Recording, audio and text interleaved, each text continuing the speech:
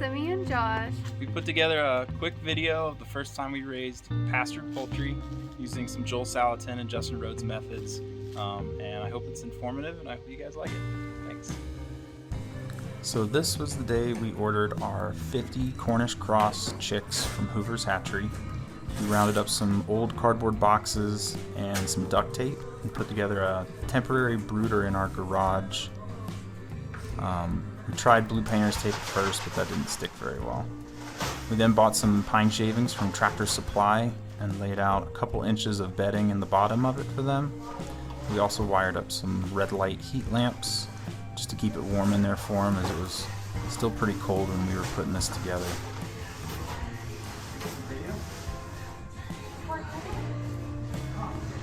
We then put 2 feeders in there so they had access to feeders wherever they were in the brooder. We also put a big 5-gallon watering bucket there in the middle. We then got started on the shelter. We followed along similar to Joel Salatin's method of chicken shelters. We bought lumber from Home Depot, some chicken wire, some corrugated vinyl roofing, and we just kind of winged it. We didn't have any instructions to follow, and so we settled on a 10-foot by 10-foot design, 2 feet high, with chicken wire on all sides. When we initially started building the shelter, I made sure to assemble it in panels that were easy to disassemble, just because the pasture that we were using from a neighbor was about 10 minutes down the street, and I needed a good way to fit this all in the bed of my truck and transport it out to the pasture. Here we have it about 50% complete. And then here we have it disassembled into panels, so it was pretty easy to take out to the pasture. And this was the morning we got our first box of chicks. We got 10 of them the first day, and then the other 40 showed up the next day. We started by dipping their beaks into a mixture of water and sugar that we put together, just to help them get a little more energy into their systems, since they were in those boxes for 2 days. And then we set them next to the feed so they knew where everything was in the brooder.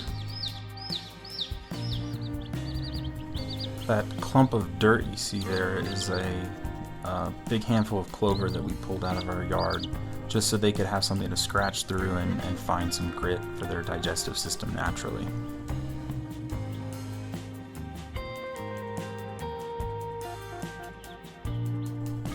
This is the pasture that we were going to use. We found a really fantastic neighbor who was gracious enough to let us use it for the 6 weeks that we needed to. We ended up doubling up on the wire on all sides just because a neighbor suggested that raccoons and foxes and possums were able to just kind of pull off that wire with the staples that we put in there. So we ended up using some of their old wire that they had for fencing just to double it up and put some heavier gauge on there. At about a week old, we started supplementing their feed with shredded up spinach and a little bit of beef liver, just to make sure that they didn't become riboflavin deficient or vitamin E deficient.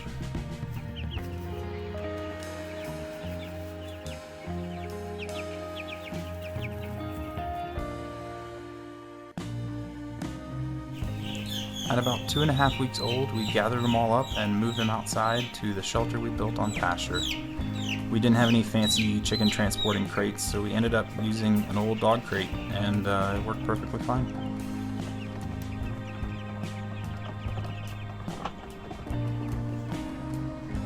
Once we got them out to pasture, they naturally started foraging and scratching through the dirt, and they were just as happy as could be.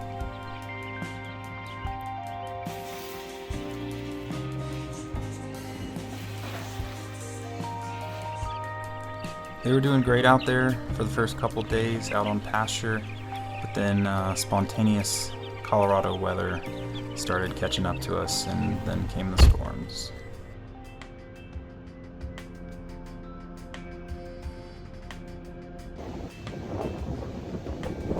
First it got windy, and then it started getting really stormy, and then it started snowing. So we had to take some extra precautions for them. We took out their old brooding lamps for them to give them a little bit more heat. We also brought out some extra vinyl paneling so we could cover the sides and keep them away from the wind.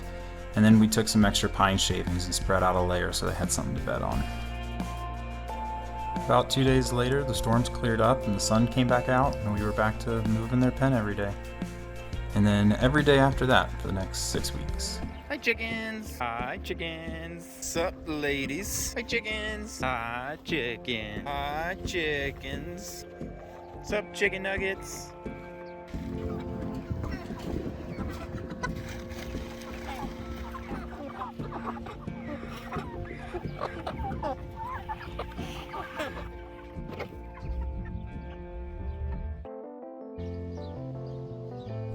After 6 weeks, we started preparing for processing day. I found an old pallet and put together a quick little A-frame just to hang the killing cones on. And then the rest of the equipment we were able to rent from a local farm for about $100 for the day. It was all really nice Featherman equipment. It made our job a lot easier.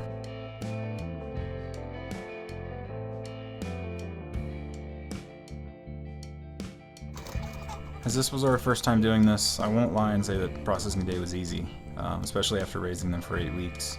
It was definitely a challenge, but we had some good friends to help us that day, and we definitely learned a lot. We started by hanging them upside down in a kill cone and cutting their jugular. This allowed the heart to keep beating and help pump blood out of the body. We then moved them to a 150-degree scalder, which helped loosen up the feathers from the skin. And then we put them in a plucker 2 at a time, spraying them with cold water, and those rubber fingers inside helped pull out all the feathers from the skin, which made cleaning and processing them a whole lot easier.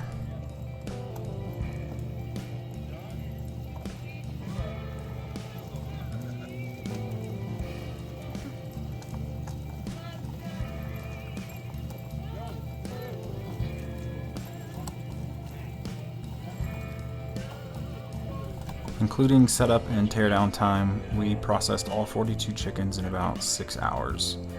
We started early enough in the morning that by the time it was getting too hot outside, we were just about packed up and headed home.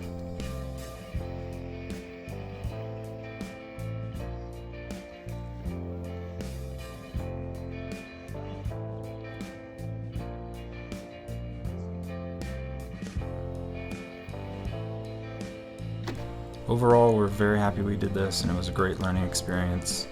We ended up with a deep freezer full of chicken, and we have a really great respect for farmers who do this every day.